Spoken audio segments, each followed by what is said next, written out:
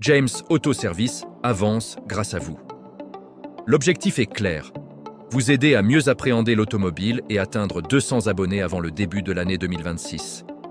Si le contenu t'aide, t'apprend ou t'inspire, un simple partage peut tout changer.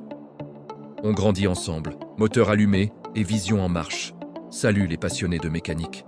Aujourd'hui, on plonge au cœur de votre moteur pour décortiquer une pièce essentielle, le boîtier papillon. Vous vous êtes déjà demandé comment votre voiture accélère quand vous appuyez sur la pédale? Eh bien, c'est en grande partie grâce à lui. Alors, restez bien avec nous, on va tout vous expliquer de manière super simple avec nos animations 3D. Imaginez le boîtier papillon comme le portier de votre moteur. Son rôle est de contrôler la quantité d'air qui entre dans les cylindres. Plus il y a d'air, plus le moteur peut brûler de carburant, et donc plus il produit de puissance. C'est aussi simple que ça.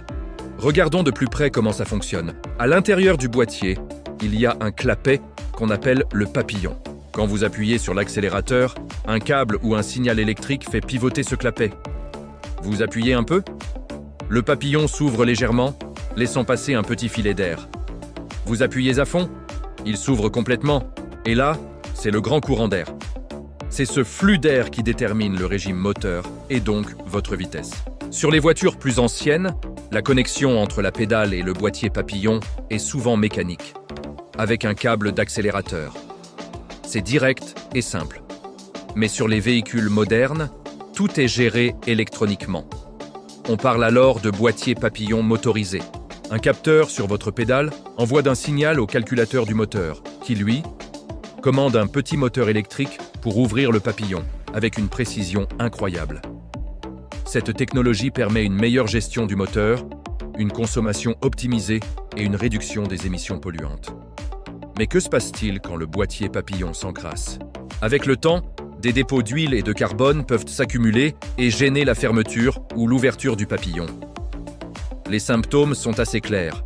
Un ralenti instable, des trousses à l'accélération, une perte de puissance ou même des calages du moteur. Heureusement, un bon nettoyage peut souvent résoudre le problème. Sinon, il faudra peut-être le remplacer. Voilà. Vous savez maintenant tout sur le rôle et le fonctionnement du boîtier papillon. Ce n'était pas si compliqué, n'est-ce pas? J'espère que cette animation 3D vous a aidé à mieux visualiser cette pièce maîtresse. Si cette vidéo vous a plu et que vous avez appris quelque chose, montrez-le nous avec un gros pouce bleu. Et surtout, n'oubliez pas de vous abonner à la chaîne James Auto Service pour ne manquer aucune de nos prochaines vidéos. Partagez-la avec vos amis passionnés de mécanique, ça nous aide énormément à grandir. Merci de